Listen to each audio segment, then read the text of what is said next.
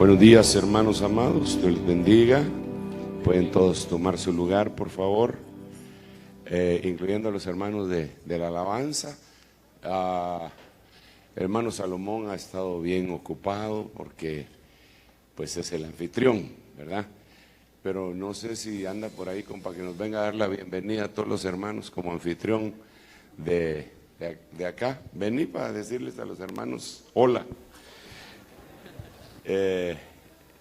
Y bienvenidos todos los hermanos que han hecho el esfuerzo de venir desde lejos, y también a los hermanos que han hecho el esfuerzo de venir desde cerca, ¿verdad? Nos regocijamos mucho. Este es en parte el retiro del Salvador, y en parte es nuestro jueves pastoral, ¿verdad? Que siempre lo tenemos, pero hay mucha gente que viene de diferentes lugares, de Panamá, vienen de México, de Estados Unidos, de Guatemala, no sé si vienen de alguna otra nación, y desde luego del Salvador, ¿verdad? Así que, hermano, sí, México dije. Bienvenidos a su casa. Yo sé, hermanos, que este es un hermoso privilegio, enorme privilegio, y no me cansaré de darle gracias a Dios por todo lo que han hecho a una cantidad de pastores que quizás uno no logra ver, pero muy agradecido con las iglesias, con las congregaciones y con usted que está aquí y que ahorita está copado todo esto. Estaban buscando otros hoteles, se han llenado 3 hoteles, no creían que este se iba a llenar porque no habían oído del Ministerio Ebenezer, y ya reservamos para el otro año aquí. Pero esto es, hermanos, yo le decía al principio, solo unos minutillos, que llevamos 8 años de hacer esta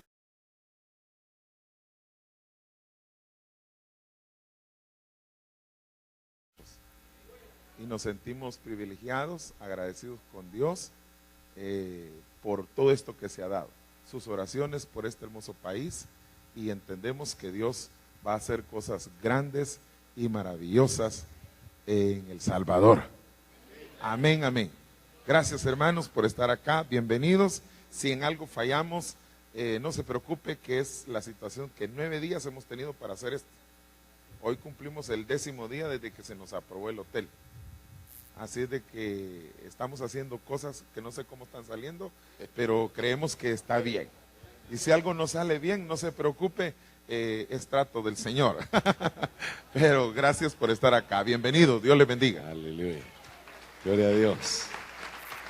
Gracias, hermano Salomón. Bueno, hagamos una oración para entrar en la consideración de unos pensamientos que hemos estado mencionando desde hace rato, y queremos meter un poquito más la espada alrededor de lo mismo. Padre, en el nombre de Jesús, muchas gracias por permitirnos el estar reunidos todos en este lugar para bendecir tu santo nombre, Señor, para ser equipados, para poder equipar nosotros también, Señor, en el nombre de Jesús. Haz que caiga sobre nosotros una lluvia de bendiciones en forma de revelación, de tal manera que podamos comprender, Señor, la magnitud de aquello para lo cual tú nos has llamado. Atrae sobre nosotros ese espíritu glorioso de revelación apostólico, profético, evangelístico, pastoral y magistral. Desde ya llevamos cautivo todo pensamiento altivo, antagónico a la mente y a la obediencia de Cristo. En el nombre de Jesús, gracias Padre, gracias Hijo y gracias Espíritu Santo. Amén, amén y amén. Denle ese aplauso al Rey bendito. Mire, hace algunas semanas yo estuve recordándole a los hermanos que el apóstol Pablo le habla a Timoteo.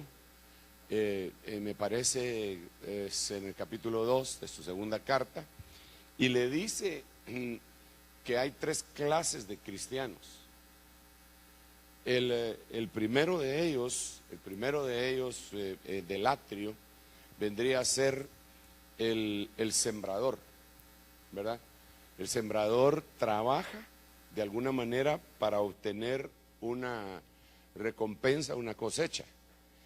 Y el segundo de ellos es el atleta. El atleta incluso se abstiene, sí, gracias hermano, se abstiene de algunas cosas con tal de ganar el premio, pero siempre van detrás de un premio. Pero el último es el soldado, y el soldado no va por un premio, no va por una cosecha. No estoy diciendo que el premio y la cosecha sean malos, que quede bien claro. No estoy diciendo eso, porque es necesario que el que se acerca a Dios crea que le hay y que es galardonador de los que le buscan. Pero no podemos quedarnos solamente esperando la cosecha, no podemos quedarnos únicamente esperando el galardón, sino que el sublime, lo más sublime es el tercer grupo. El tercer grupo son los soldados. Entonces usted lo puede ver ahí en Timoteo, no voy a hablar mucho de eso, solo estoy haciendo referencia a esa situación, que Timoteo le están explicando que tiene que llegar a convertirse en un soldado, pero el soldado no va detrás de un fruto. Repito, no es malo ir detrás de un fruto. El soldado no va detrás de un galardón. Repito, no es malo el galardón. El soldado va detrás de agradar a aquel que lo enroló como soldado, según dice la Biblia. Entonces, el sembrador no necesariamente va detrás de eso, ni el atleta. Sí, pero el soldado dice que con tal de agradar al que lo llamó, ni siquiera se enreda en los negocios de esta vida. Y le dice el apóstol, tú tienes que sufrir conmigo penalidades como soldado de Cristo. Entonces, para verlo desde la perspectiva apostólica que Pablo está trasladando al apóstol sucesor de la misión que él ministraba, porque habían varios, pero Timoteo iba a ser el que lo iba a suplir, le está diciendo, hay tres trabajos: sembrador, atleta y soldado. Ahora, cuando vemos eso de soldado, pues yo, perdón, sin el ánimo de ofender, a mí me gusta mucho ver la gallardía militar.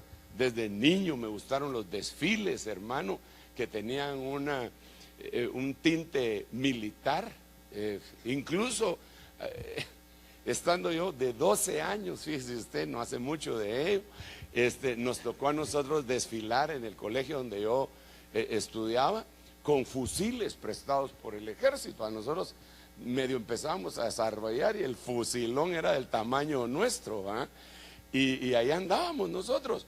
Me llamaba mucho la atención eso, no la milicia en sí, sino que la gallardía de ver aquellos gastadores del San Sebastián, un instituto de allá, San Sebastián, un colegio del Infantes, que eran uno, como nosotros éramos muchachitos, ¿verdad? Miramos aquellos hombrones y sobre todo que los escogían bien maiciados y se miraban en sus uniformes, se llamaban gastadores, ¿verdad? Y se ponían una plaquita de metal en el tacón y se oía como lo raspaban así, y como toda la gente embelequera, dicen en mi pueblo, igual que yo, se metían así entre la calle, entonces ellos iban así, y entonces o se quitaba uno o se lo pasaban llevando, ¿verdad?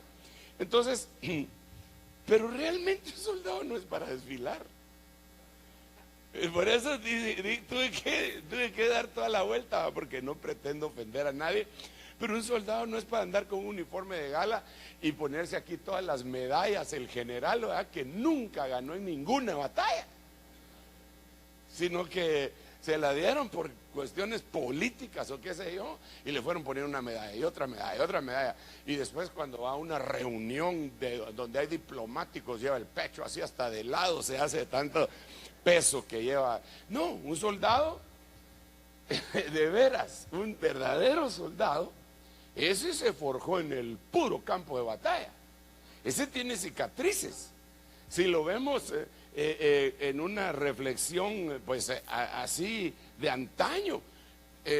Lo vemos todo chasajeado por las espadas, puro 300, ¿verdad?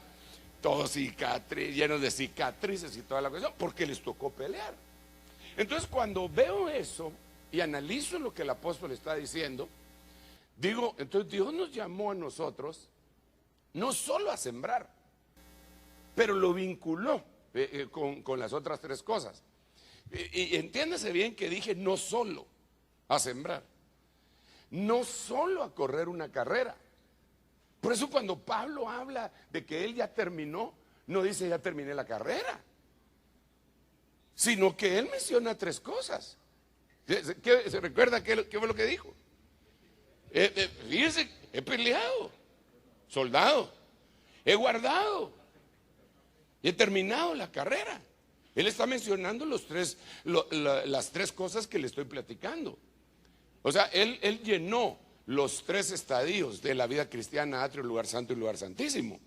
Y entonces terminó completamente la carrera y tenía tiempo todavía para hacer algunas otras cositas, ¿verdad? Entonces, tenemos que entender que hay una confrontación.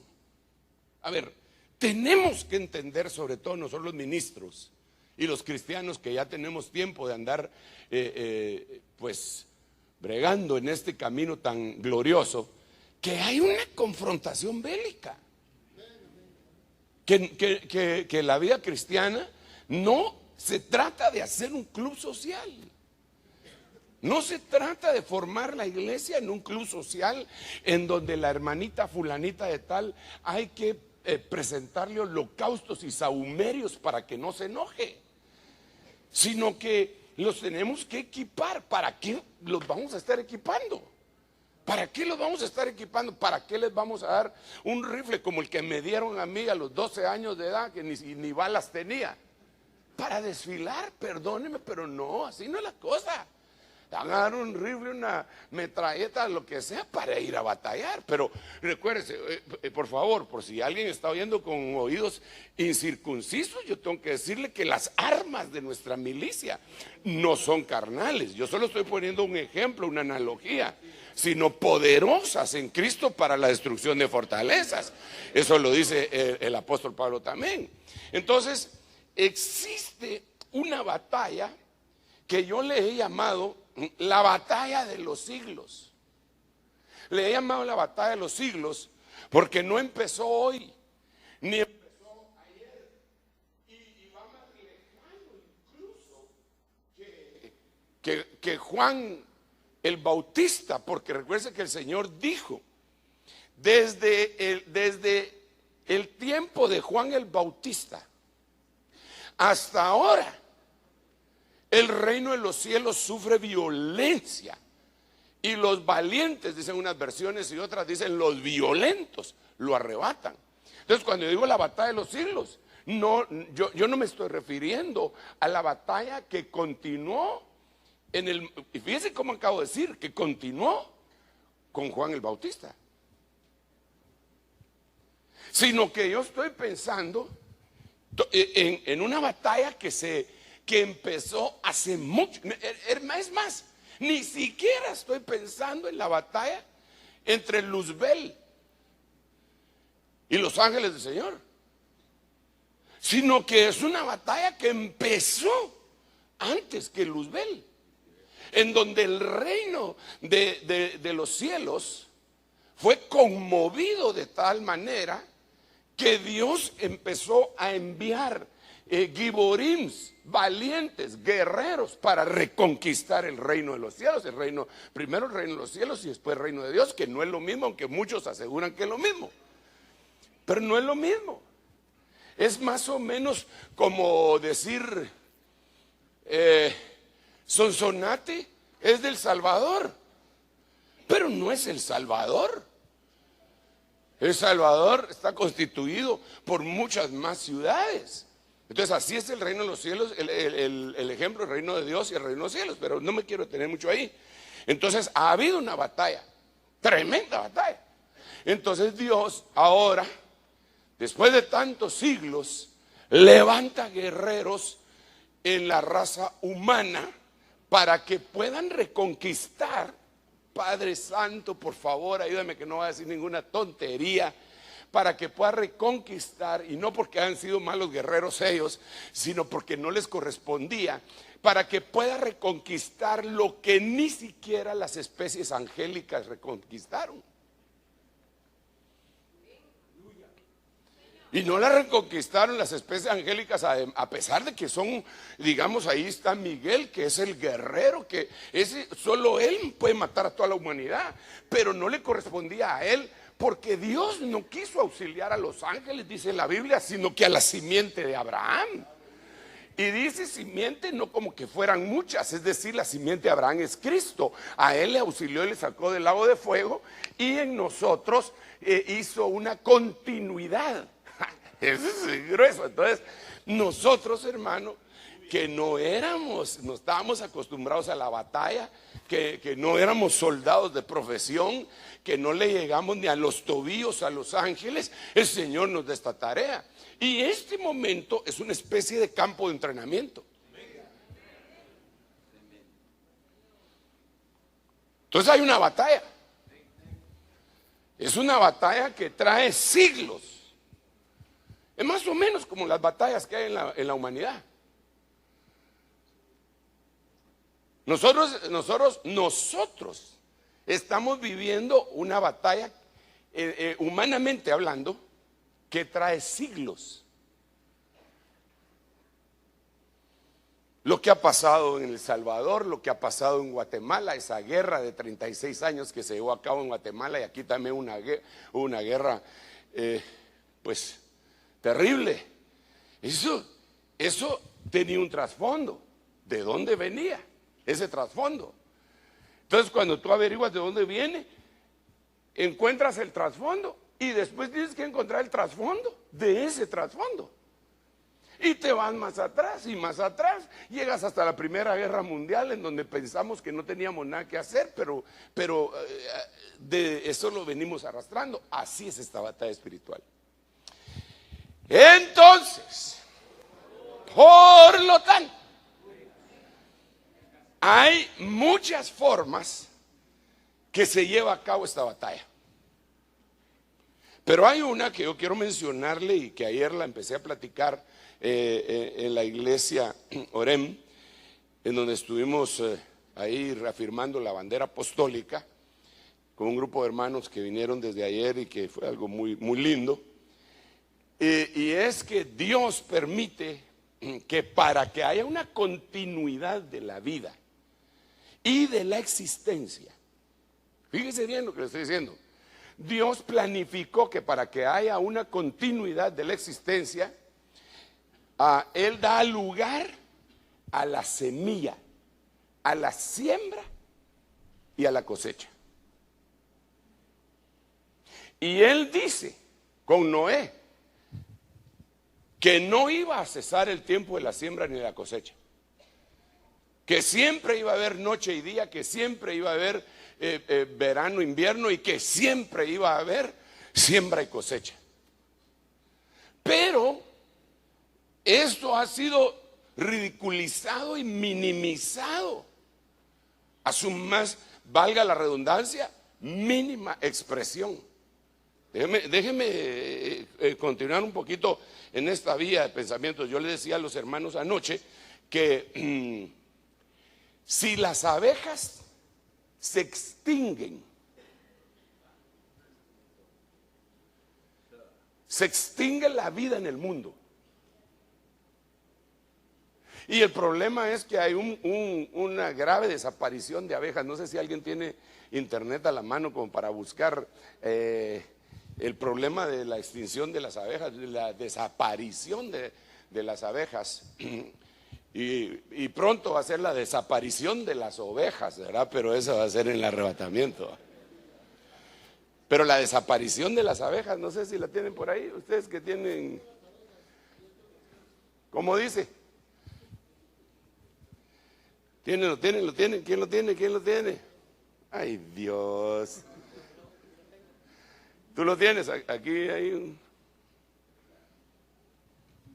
Dice, las abejas y otros insectos como mariposas y abejorros son los responsables de este proceso. Sin embargo, sus poblaciones están disminuyendo a pasos agigantados. Datos recientes han revelado que el 46 al 68% de especies de abejas están desapareciendo en el mundo. Pero no habla ahí de los peligros que eso significa para la humanidad. ¿Ah? Oiga, a ver, léetelo, no me lo estoy inventando. Si la abeja desapareciera del planeta, al hombre solo le quedarían 4 años de vida. Y si la abeja desapareciera del planeta, al hombre le quedarían 4 años de vida. ¿Por qué? Porque las abejas trabajan con la semilla, con una especie de semilla, polinizando todo el planeta. Entonces lo que yo puedo ver es que si no hay semilla, no hay existencia. Si no hay semilla, no hay existencia. Entonces a Dios lo que le plugo, lo que Él dijo es: yo voy a prolongar la vida, yo voy a prolongar la existencia, pero yo lo voy a hacer por medio de la semilla. Y entonces, hermano, esto que le voy a decir sinceramente es una grosería. En el buen sentido de la palabra. Si lo tiene, si tiene buen sentido la palabra grosería, pero Dios le habla a la semilla, que fíjese pues, le habla de la semilla que va a prolongar la existencia sobre la tierra. Y entonces lo primero que dice, tal vez no cronológicamente hablando, pero en importancia, la preciosa semilla. Y esa se llama Jesucristo. De eso habla el Salmo cuando dice: irá andando y llorando el que lleva la preciosa semilla, pero volverá con alegría trayendo llenas las gavillas. La preciosa semilla es Cristo. Eso ni vuelta de hoja. Pero entonces esa semilla va a prolongar la existencia de la tierra. Pero después el Señor habla de la semilla ya en el libro de Mateo y dice que la semilla es la palabra. Ojo con esto. Entonces pone a nivel, fíjese bien lo que, por eso le decía que es una grosería, pero pone a nivel de Cristo la palabra.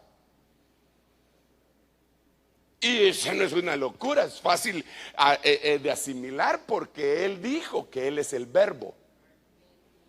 Aquel verbo se hizo carne. Entonces es la palabra. No hay clavo con eso, ninguno se opone. ¿Habrá alguno aquí que se oponga? Cristo es la palabra. Pero ahí ya no le dice que es la preciosa semilla. Pero habla de semilla con la palabra. Pero después, eso quiere decir que con Cristo se va. No me quiero detener mucho en eso, porque para empezar, de esto prediqué anoche, pero yo me deleito con eso y por eso lo estoy repitiendo quizá, pero tengo otras cosas que decirles y yo sé que primero Dios sí las podamos sobrellevar entre todos. La segunda faceta sería, entonces, la primera sería Cristo, la segunda sería palabra, y las dos son semilla. No se queda ahí el Señor, sino que en la explicación de ese Mateo capítulo 13, en el contexto, porque usted sabe que Mateo, Marcos, Lucas y Juan vieron las mismas cosas, pero percibieron distintas cosas. Eso así es. Entonces viene uno de ellos y dice que la semilla buena son personas. Y lo avala, lo fortalece con otro versículo que dice: la buena semilla son los hijos del reino. Entonces ahora, para la prolongación de la existencia, para la prolongación, y alguien estará diciendo: pero si empezó hablando de pelea. Calma, pueblo, tranquilos, ya vamos a llegar. Primero pone semilla igual a Cristo. Sería la marca mínima, pues. La marca mínima. Imagínense, la mínima, ¿eh? Por eso nosotros tenemos que llegar a la estatura del varón perfecto en la medida de la plenitud de Cristo. Ok, después habla de palabra y después habla de personas. Va, déjelo ahí, déjelo ahí. Vuelve Dios otra vez por medio del apóstol Pablo a la carga y vuelve a hablar de semilla. Pero ahora ya no habla ni de Cristo, ni de los hijos del reino, ni de la palabra, sino de la ofrenda económica. Entonces viene el diablo y tiene que pelear contra la semilla. Entonces va a pelear contra Cristo, va a pelear contra la palabra, va a pelear contra los hijos del reino y va a pelear contra la ofrenda. Ahora, la ofrenda no siempre fue dinero, porque cuando ofrendó Caín y Abel, no llevaron ni cheques, ni tarjetas de crédito, ni dólares, ni euros, ni nada, sino que, pero sí ofrendaron. Ok. Lo que se dio fue una semilla. Ahora, anoche nosotros explicamos que la semilla viene de una palabra hebrea que se dice sera, con Z, se dice sera, y que quiere decir hijo, prole, descendencia, simiente, generación, estirpe, todo eso quiere decir. Entonces la batalla de los siglos, regresamos otra vez a la batalla de los siglos, va a ser una batalla, una lucha entre simientes. Va a ser una lucha entre ceras, entre semillas. Esa va a ser.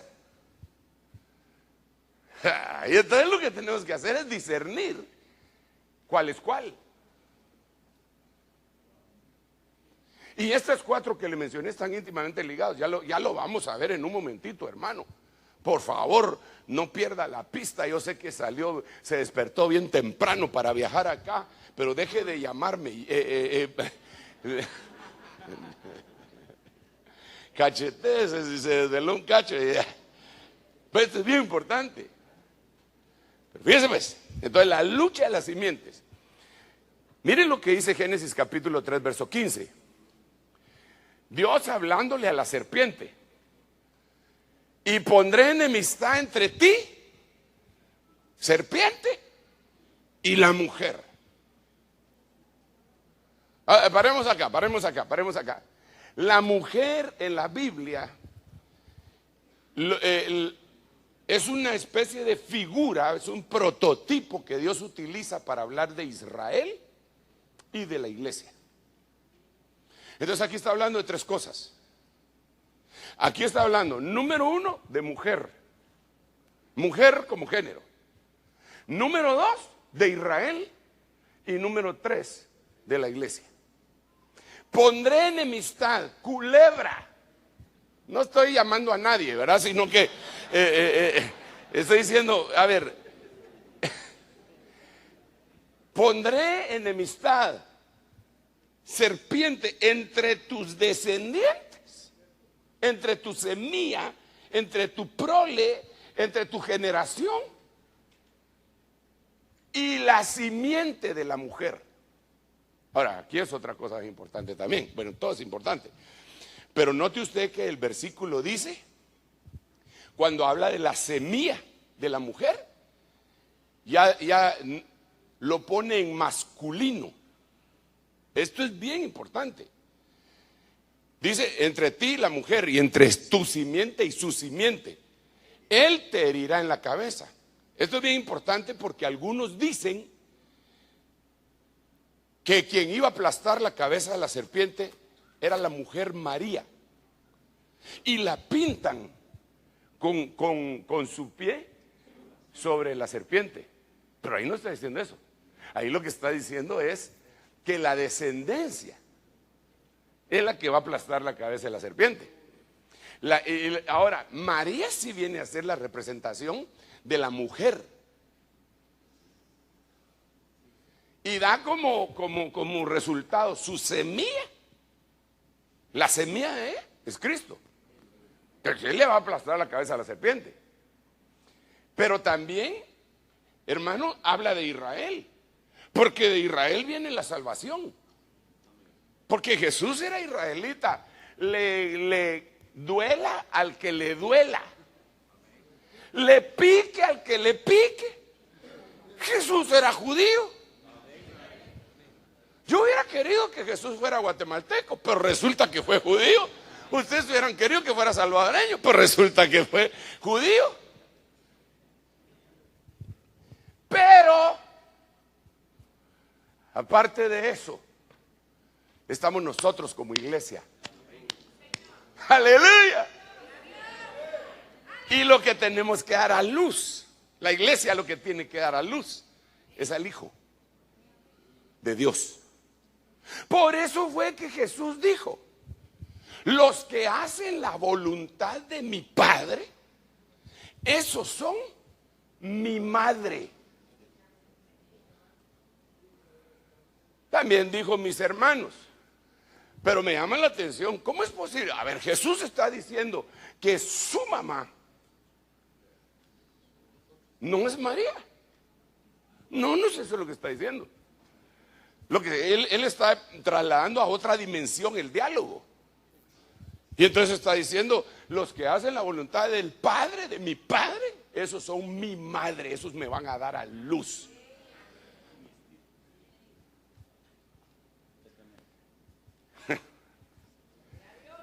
Es una locura. Pero volvamos al punto. Entonces aquí tenemos que sacar otra cuestión. La mujer como género dio a luz a alguien que la iba a salvar. Esa es la explicación de aquel versículo cuando dice: pero la mujer se salvará engendrando hijos. Porque para empezar, la mujer no engendra, sino que concibe. Pero ahí lo que está diciendo es que la mujer se iba a salvar porque al dar a luz, al concebir y dar a luz, después los iba a tener que engendrar para lo espiritual. Y seguramente de ahí va a venir el Mesías. Y ya vino. Gracias a Dios. Entonces ahora hay una pelea de hijos. Entonces lo que nosotros tenemos que determinar acá, hoy, en este retiro, congreso, seminario, como usted le quiera llamar, lo que tenemos que determinar es quiénes son nuestros enemigos.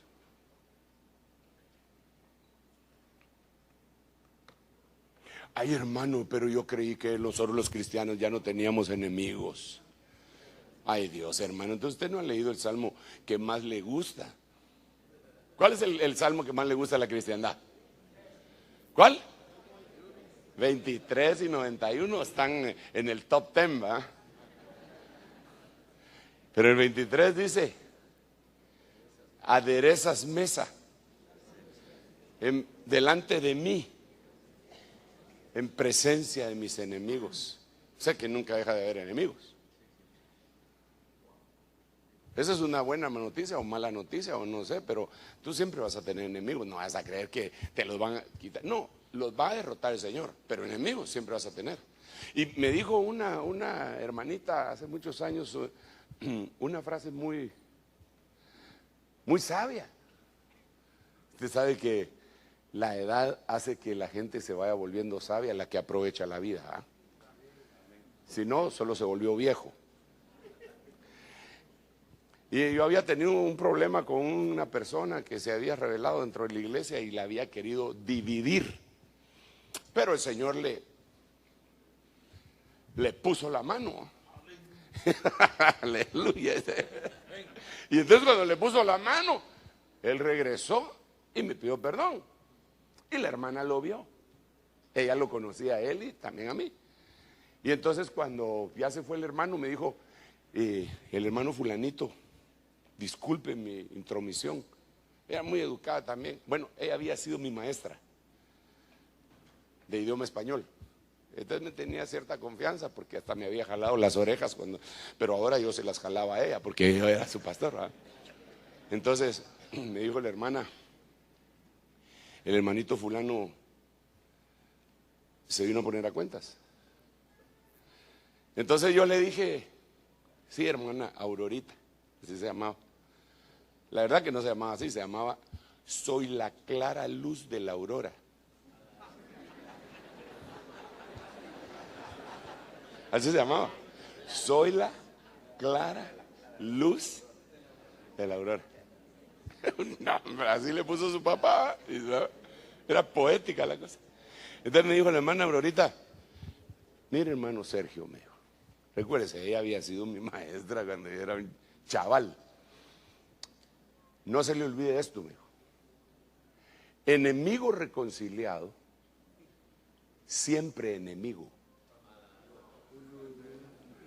Yo hasta reprendí cuando me dijo eso, pero la verdad es que la Biblia lo que dice es que el hombre que teme a Jehová, Dios hará que aún sus enemigos estén en paz con él, pero no dice que sus enemigos se van a volver amigos. No dejan de ser enemigos, lo único que dejan de fastidiar.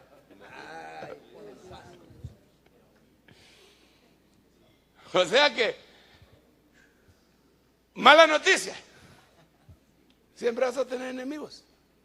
Según la Biblia, aderezas mesa delante de mí en presencia de mis angustiadores, adversarios, enemigos. Eso dice la Biblia, no lo digo yo. Sí, es una mesa y ahí están los metiches. Pero entonces sigamos pues. Entonces ahora resulta que la culebra tiene hijos. Entonces lo que nosotros tenemos que hacer es discernir. Y tenemos que ver en dónde los vamos a discernir. Y óigame bien, tenemos que ver en dónde nos los vamos a encontrar. Esto es bien importante también. Bueno, le quería decir lo siguiente, para discernir, lo que pasa es que me fui con lo del testimonio, ¿va? Híjole, y a mí me avanza el tiempo, y, Dios mío. Pero mire pues, mire. Hace años el Señor me dio un tema que se llamaba leyes para la guerra.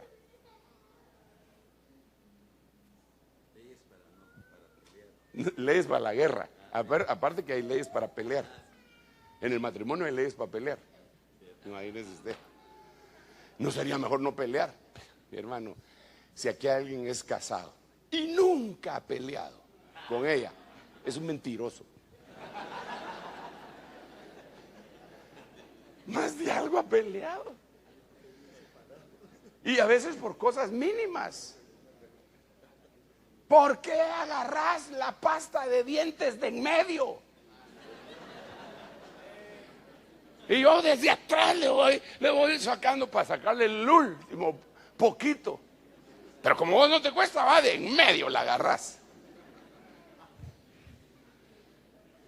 Bueno, así le podría decir un montón de cosas. Entonces, pero la ley es para la guerra, no para pelear. La ley es para la guerra.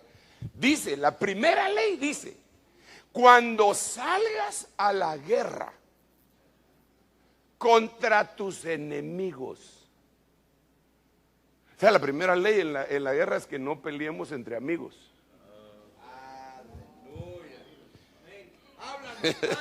Sino que la primera ley es que la guerra se debe hacer contra los enemigos, no contra los amigos. ¿Por qué te vas a estar haciendo guerra yo a ti? ¿Para qué te voy a estar meneando la silla en la iglesia que pastoreas para traerme unas ovejas tuyas? ¿Para qué?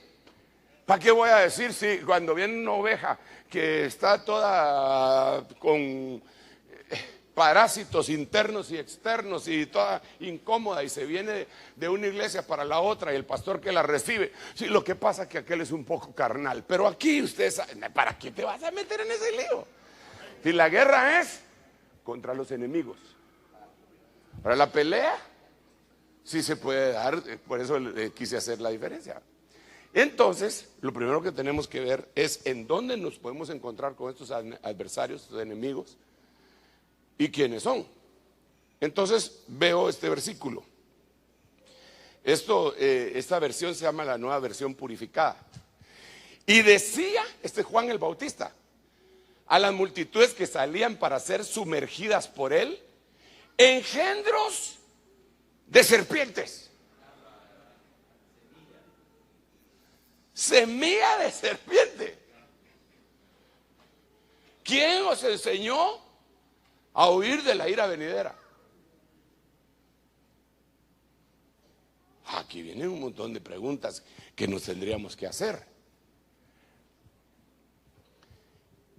¿Quiénes eran estos? A los que Juan finamente los identifica. Ah, o sea que eran religiosos.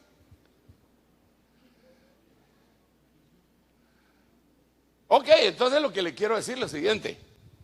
La batalla, en la primera confrontación, va a ser contra los religiosos. Los religiosos van a estar que trinan, hermano. Y mire, le voy a decir algo. Cuando una persona no tiene argumentos sólidos, válidos, empieza a insultar, a denigrar, a descalificar, en vez de argumentar. Entonces, una de las cosas que hacen los religiosos, y hay religiosos de diferente religión, incluso hay religiosos ateos. Sí, porque en los religiosos ateos, su religión se llama humanismo. Punto. Y su Dios es el hombre. Hay otro tipo de religiosos. El consumismo es una religión. Sus profetas son los grandes mercadólogos. Sus templos son los grandes centros comerciales.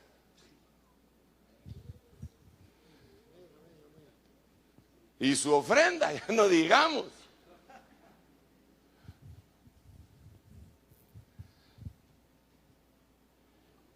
El cuidado del cuerpo también puede ser una religión. Sus templos son los gimnasios. Sus apóstoles son los entrenadores.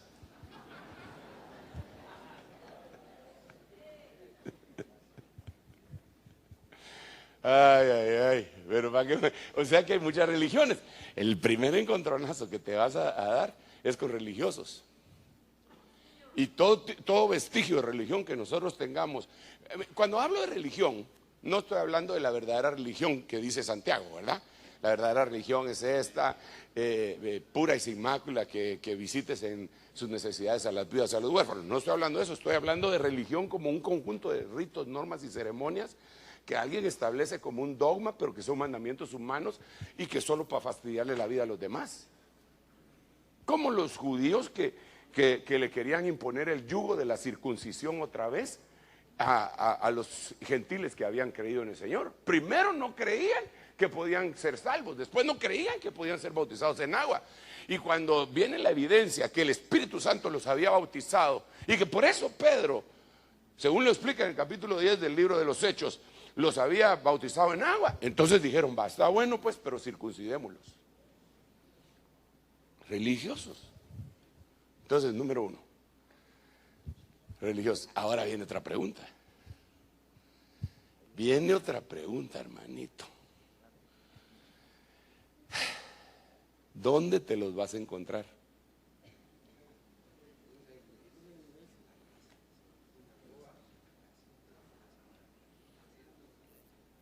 Pero según el versículo que estamos leyendo, ¿dónde te los vas a encontrar?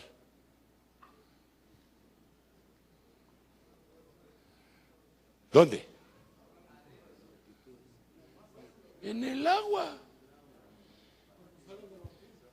En el agua, si ellos venían a bautizarse también en el agua. En las cosas religiosas o en la palabra, en las cosas de la palabra, ahí te los vas a encontrar.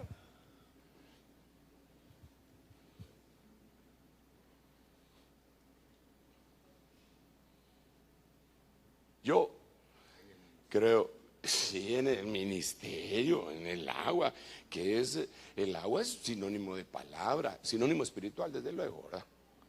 Pero también es sinónimo del fluir de las aguas del Espíritu. O sea que, hermano, en una fiesta de Dios, en donde hay Espíritu de Dios, se van a manifestar los demonios. Si en la fiesta, cuando y fueron un día todos los hijos de Dios a presentarse delante de Dios, y entre los cuales iba Satanás. Si la fiesta era de hijos de Dios, ¿qué tenía que andar haciendo ese Señor ahí. Pero ahí iba en la cola. Y fíjese, guardando fila. Ni siquiera se coló. ¿De dónde viene esa? De rodear la tierra y de andar por ella. Entre paréntesis, por eso es que nosotros también tenemos que rodear la tierra y andar por ella, para deshacer todas las obras del diablo. Así que si a uno le toca ir y venir y ir por allá, y alguien le dice, ¿te pareces a uno que anda rodeando la tierra? Para empezar hay que reprender uno y decirle, mira, lo que pasa es que ando también rodeando la tierra para destruir todas las obras del diablo, porque el Señor apareció para eso, ¿verdad? Así que ando yo sembrando la semilla por todos lados. Porque esa es la orden. La orden es ir por todo el mundo, predicando el evangelio a toda criatura, por todo el mundo. Porque el diablo lo quiso rodear ya. Bueno, ok, pero volvamos al asunto. Entonces, en las aguas te vas a encontrar con esos enemigos religiosos. Hermano, yo veo algunas cosas en la mente de hermanos que todavía yo creo que se deberían despojar. A mí me da un poco de pena decirlas, porque parecería que yo estuviera atacando a veces un principio bíblico, lo cual jamás lo harían. Pero yo miro algunas cuestiones que tienen fama, como dice el apóstol en Colosenses, me parece. Estas cosas tienen fama de ser buenas. ¿Dónde está ese versículo? Bueno, si me hacen favor de ayudar, eso es lo lindo, predicar con pastores, ¿verdad? Que hasta le ayudan, lo empujan a uno y lo corrigen también, lo critican a veces, son tremendos. Sería desde el 21. Tales como no manipules, ni gustes, ni aun toques, conforme a mandamientos y doctrinas de hombres, cosas que todas se destruyen con el uso. Tales cosas tienen en verdad cierta reputación de sabiduría en una religión impuesta por uno mismo. A ver. Tales cosas tienen reputación, una reputación religiosa. A ver, si yo me paro aquí y empiezo, hermanos, quiero decirles que anoche no dormí. Lo que hice fue llorar, dijo en la canción, no, anoche no dormí. Pasé toda la noche orando, hermano, y Dios hablándome. Yo le llamo la atención a todos inmediatamente, pero sobre todo a los religiosos. Este sí ora. Quiero decirles, hermanos, que gracias a Dios aquí está pagado mi almuerzo, mi cena, mi desayuno, pero yo me he declarado en ayuno y natación, porque hay piscina también. No, en ayuno y oración. Entonces, quiero contarles que este es mi 7º día de ayuno. Entonces, la gente inmediatamente, la mayoría, dice, oh, qué espiritual. Qué espiritual es este hermano. Hay que oírlo. Y no será, porque, vamos, yo no quiero atacar el ayuno, se nota, ¿ah? Pero yo no quiero atacar el ayuno, pero cuando se iba a hacer una maldad contra Nabot,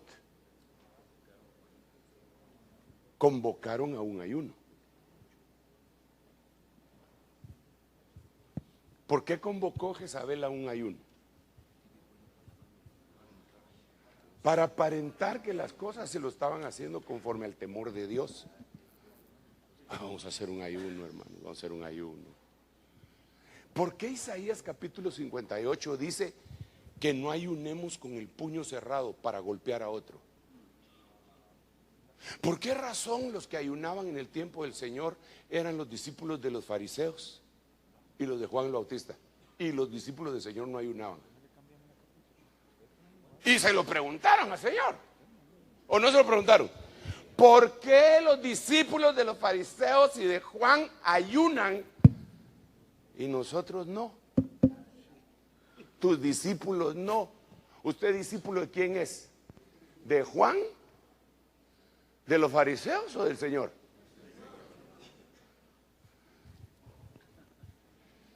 Ahora, tampoco estoy diciendo que no hay que ayunar, porque Jesús también dijo, cuando vosotros ayunéis. O sea que ahí Él certificó que el ayuno es bueno. Pero lo que pasa es que esas son cosas que tienen prestigio. ¿Cómo es que decía la versión? Que tienen reputación de sabiduría.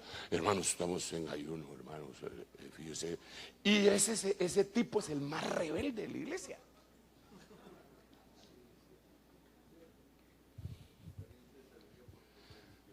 Y por su religiosidad, dice esta versión.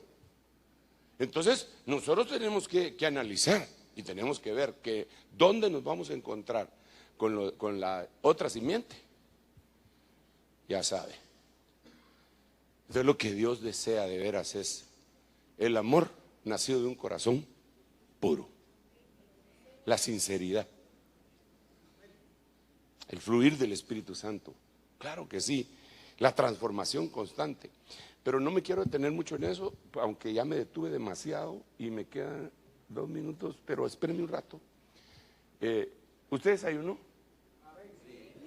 ¿Cuántos están en ayuno? Sea nada, ya después de eso, ninguno. Ay, no, hermano, no. Por favor, yo no estoy diciendo que no ayunen. Va a llegar un momento en el que el Espíritu Santo le va a decir que ayune. Entonces usted ayune. Por ejemplo, yo no muchito estoy de acuerdo con las vigilias.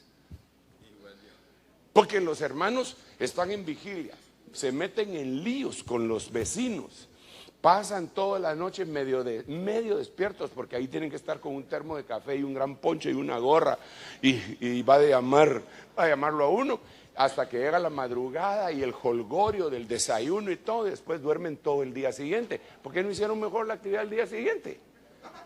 Hubieran dormido bien, no molestan a nadie, se levantan al día siguiente.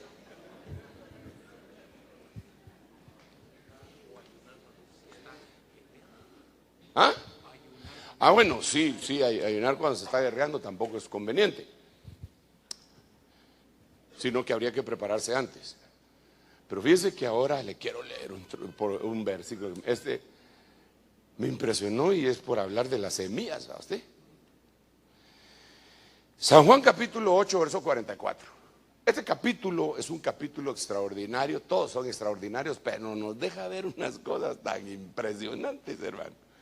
Este capítulo es donde el Señor dice: yo soy la luz del mundo, en los primeros versículos. Este capítulo es en donde Él se presenta y los fariseos le hablan y le dicen que Él no tiene autoridad porque se presenta a sí mismo, y Él les responde que el Espíritu es el que da testimonio. Ese es un capitulazo tremendo a todos los de la Biblia, pero este es impresionante. Entonces, mire este versículo. Ok, ya se acabó el tiempo. Espérese un rato. Todavía no tiene hambre, ¿verdad que no? Yo tampoco. Vosotros sois cera, prole, simiente, semilla, hijos del diablo, y queréis cumplir los deseos de vuestro padre. Este versículo lo vamos a abordar más adelante otra vez, pero espérenme un rato. Él fue homicida desde el principio y no se mantuvo en la verdad, pues no hay verdad en él. Y cuando dice mentira, habla según su propia naturaleza, porque es mentiroso y padre de mentira. Ok, entonces él está confrontando, el Señor está confrontando a una semilla. Él, que es la semilla de Dios, está confrontando a la semilla del diablo. Ahora le quiero hacer una pregunta, o mejor usted ayúdeme, despierte al que tiene la par y le diga, y le hace la siguiente pregunta: ¿dónde pasó eso vos? Pregúntele, vos, ¿dónde pasó eso? ¿Dónde? ¿Qué lugar pasó eso vos?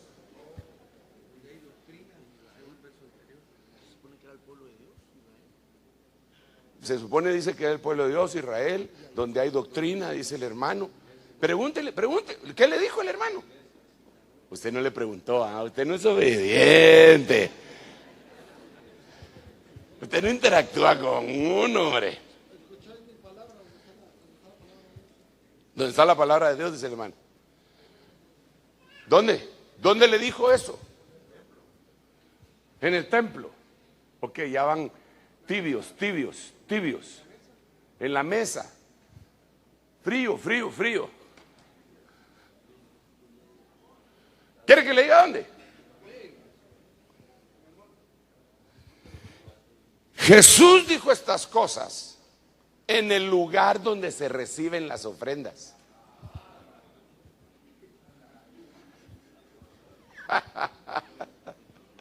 Pero estamos aquí, yo el verso, el 8:44, ahora estoy hablando del 8:20. Estas cosas las dijo Jesús en el lugar donde se reciben las ofrendas. Entonces aquí es donde yo me pregunto, la ofrenda es una semilla. Y en el lugar de las ofrendas se confrontó la semilla contra la semilla. Vaya, pues se lo voy a poner un poco más claro. Creo que estoy casi hablando en parábolas.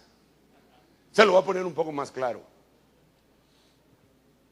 Una de las formas de distinguir a la semilla de Dios de la semilla del diablo es por medio de las ofrendas, que también es semilla, es una siembra de semilla.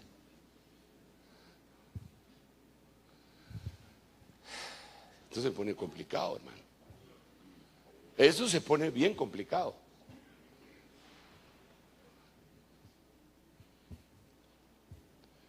Porque es en el momento de la semilla ofrenda cuando suceden cosas terribles. Ahí mataron a Ananías y Zafira.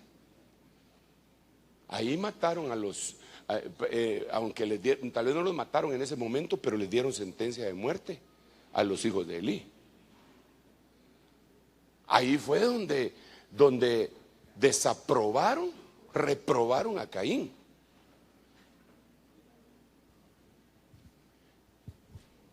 Entonces hay mucha gente en la iglesia que ofrenda, y dependiendo de cómo ofrenda, uno puede empezar a distinguir quién es.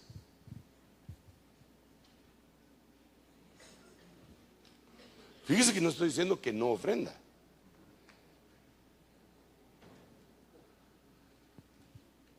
Entonces ahí es donde uno tendría que ver cómo ofrendó. Y hermano, y uno como ministro, mire ese versículo de Moisés, hermano. Cuando Moisés está bien enojado, ¿no se recuerda las veces que se enojó Moisés? ¿Ah? Moisés era bravo también, no sé por qué no lo pusiste hoy en el... ya no te dio tiempo. Bueno, ¿quién tendría la culpa? A ver, vamos, pero Moisés era bravo, se enojó varias veces a pesar de que Dios lo había convertido en el hombre más manso de toda la tierra. Y una de las veces que se enojó, cuidado con los siervos de Dios cuando se enojan, hermano, porque sí pueden hacer desbarajustes. Entonces viene Moisés y ora al Señor y le dice: no le recibas su ofrenda.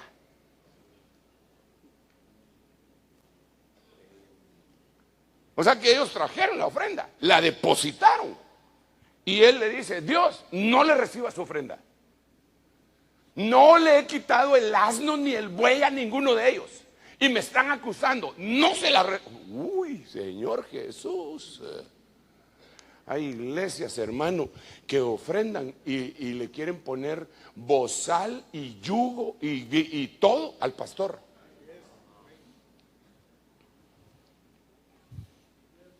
Sinceramente, pobres esos pastores, hermano. Porque para empezar, no, ellos deberían de enseñar y hacerles ver esto: que la ofrenda es algo, la ofrenda es una batalla. Pero no me estoy refiriendo a una batalla mental. Ay, voy a dar esto, pero que esto me va a servir para comprar un par de... No me refiero a esa batalla. Es una batalla. La Biblia dice que la semilla le iba a aplastar la cabeza a la serpiente. Entonces es una batalla. El diezmo es una batalla. Traer los diezmos al alfolí, hay alimento en mi casa, todo lo que ustedes ya saben. Y reprenderé por vosotros al devorador. Es una guerra. Mucha gente se pregunta por qué no les funciona como ellos esperan. Y tal vez habría que analizar muchas otras cosas. Si de veras no le está funcionando. Primero sería si de veras no le está funcionando. Segundo, ¿por qué la está dando? ¿Por qué lo está dando? Padre Santo. Ok. Entonces, por lo tanto, debido a que el tiempo me ha avanzado, ¿cómo voy? Son las 12:04. Si es temprano, pero si me tardo más, ya no vienen a las 3 en punto. Se echan unas sobremesas que... Bueno, pero vamos a ver.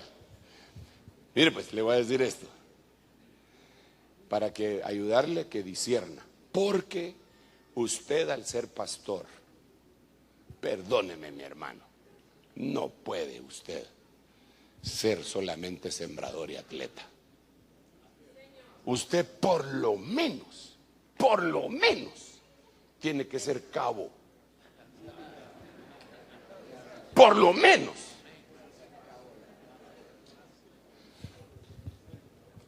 Otros subieron a sargento. Algunos a sargento García, pero sargento.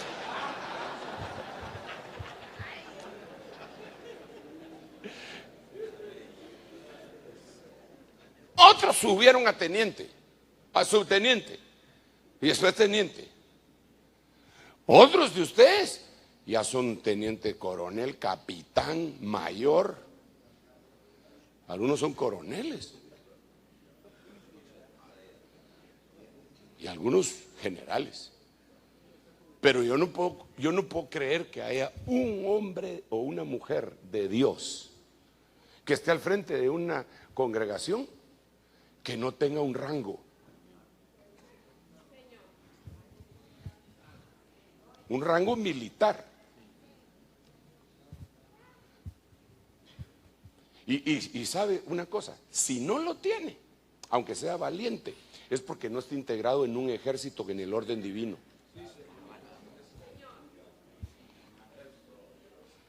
Es una especie de guerrillero. Lo que le terminan diciendo es comandante, ¿verdad?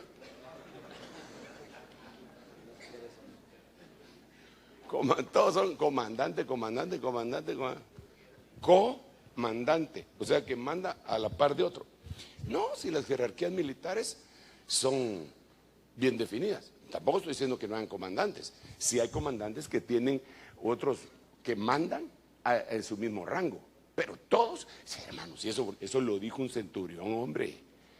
Dijo, yo soy un hombre que tiene autoridad, porque estoy bajo autoridad.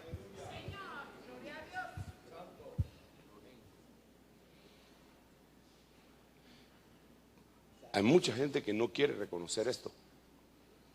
Lo entiende. Porque no son lentos. Pero dice, voy a esperar que el Señor me hable. Pero por el amor de Dios, ¿tú qué esperas? Que el Señor baje y haya una luz y te llame y te diga, mira, hijo mío, ¿quién te creíste que eres?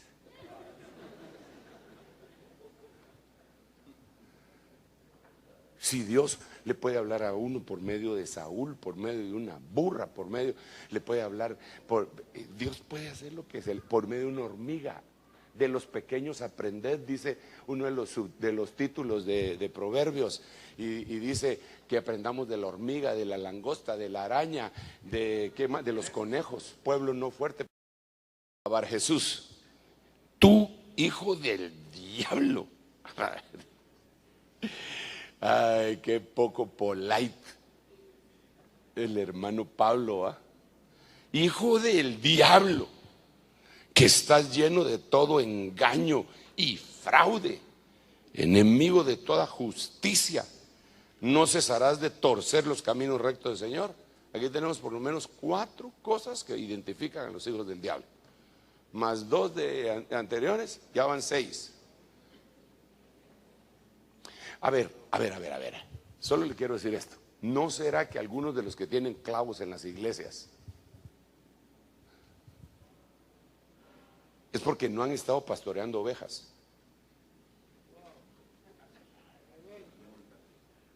Sino que tal vez están pastoreando cabras.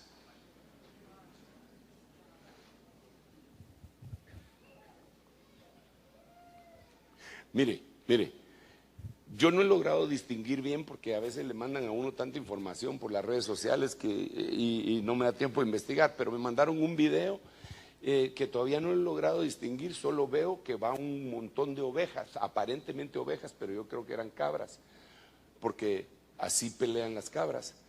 Y de repente va un tipo dentro de ellos que se supone que es el pastor, pero no mucho entiendo que sea el pastor porque va como disfrazado de payaso o algo así. Y entonces de repente las cabras lo agreden, o el rebaño lo agrede y se queda tirado en la carretera. ¿Alguno ha visto ese? Y entonces se queda sentado y la oveja o cabra regresa y ¡pum! Le da pero bien duro y lo deja planchado ahí. Entonces yo digo, un animalito de esos que agarra hacia al pastor, ese no puede ser oveja de Dios. Ya trayéndolo al plano espiritual. Entonces, ¿no le parece a usted que si el problema que tenemos es que hay demasiada carnalidad en la iglesia, que hay hermanos demasiado rebeldes, no sería bueno sinceramente invitar un par de evangelistas para que vayan a evangelizar la iglesia? Ese es ¿es iPhone? Ah, bueno, sí, porque las redes se contaminan con otro tipo de... ¿Pero este será vos? Ah, es mujer, pastor. Espérenme, hermanos. No, este no es. Ah, bien, este es.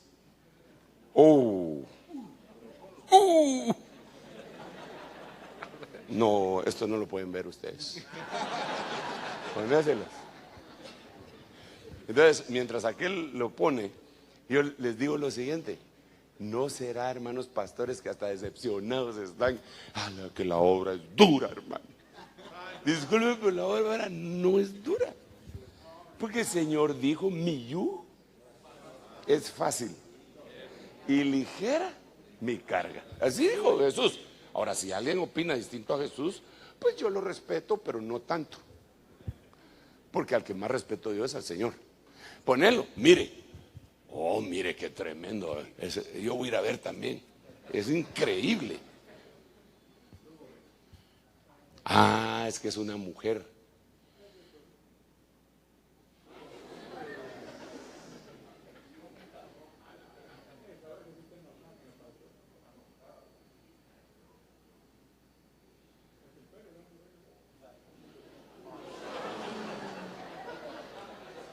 Esa no es oveja.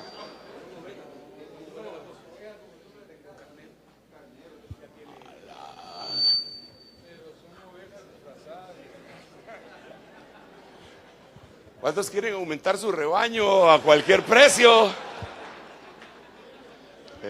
Eso es lo que se saca muchos pastores jalando ovejas de otros rebaños o haciendo estrategias del G12 y de crecimiento celular y de todas esas cuestiones.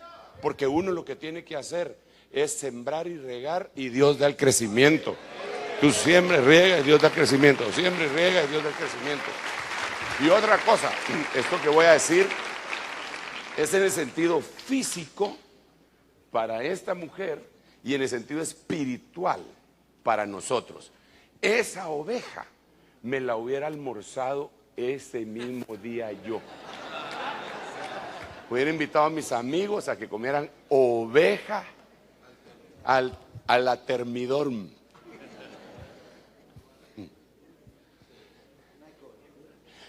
Pero eso, si hubiera sido pastor de así, ¿verdad? Así como ese. ¿Ah? Ahora, ya pastor así espiritual como somos, no.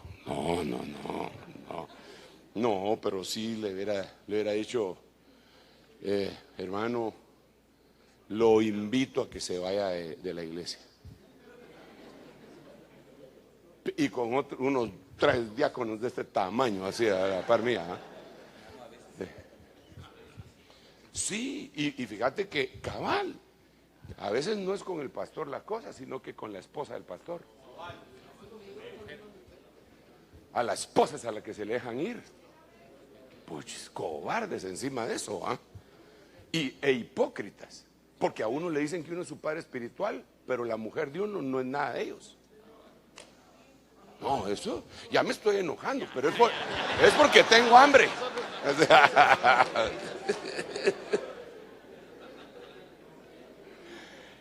Ay, Señor.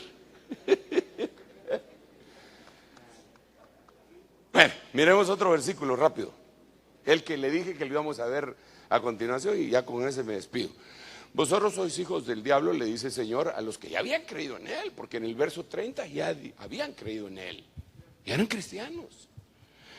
Y queréis cumplir los deseos de vuestro padre. ¿Cuáles eran los deseos? Matarlo. Entonces, ¿cómo se descubre un hijo del diablo?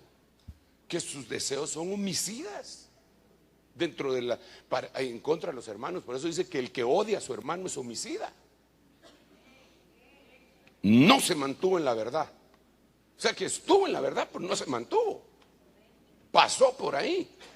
Pues no hay verdad en él. Eso quiere decir que para uno mantenerse en algún lugar, lo que tiene que hacer es tener un receptor. Es como un imán, casa. Pero como no había receptor en él, no se pudo mantener en la verdad. Pasó de noche. Cuando dice mentira, habla de su propia naturaleza, porque es mentiroso y padre de la mentira.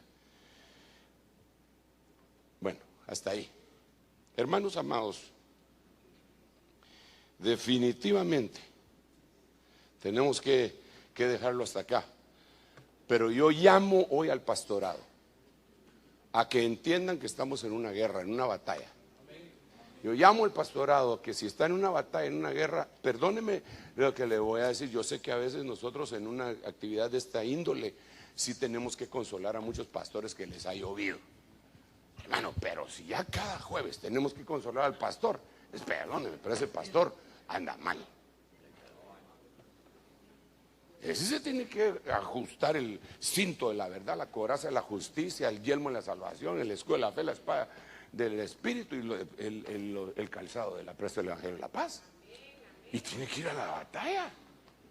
Pero si es un, hermano, si es un pastor chillón, solo chillando y solo chillando, ya cuando ven un verdadero problema. Hay gente que por cositas superficiales ya están tirando la toalla. Hombre, mire, si el rebaño se redujo, ¿cuál es el clavo? Si Dios lo llamó, ¿cuál es el clavo? Ah, no, hermanos, que ya no entran ingresos y todo, entonces, pues vaya a chambear. ¿No tiene 2 manotas y 2 patotas, pues? ¿A chambear? Ah, no, pero es que el ministerio siga con el ministerio en su casa. Todavía los que confían en que usted es ministro, nos juntamos este día allá en la casa, haceme la campaña porque no tengo, vos traes el café y vos el pan, con eso, y esto es lo que voy a comer todo el día porque me estoy yendo un cacho mal. Y les da la palabra.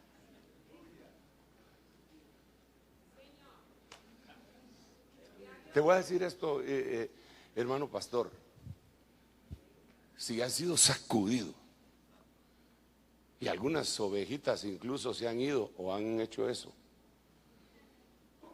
tienes que espabilarte, analizar por qué pasó lo que pasó y seguir, reiniciar. Tienes que volver a empezar. Ánimo.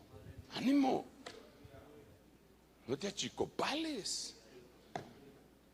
Tu simiente, tu genética es de alguien que se levantó en medio del lago de fuego.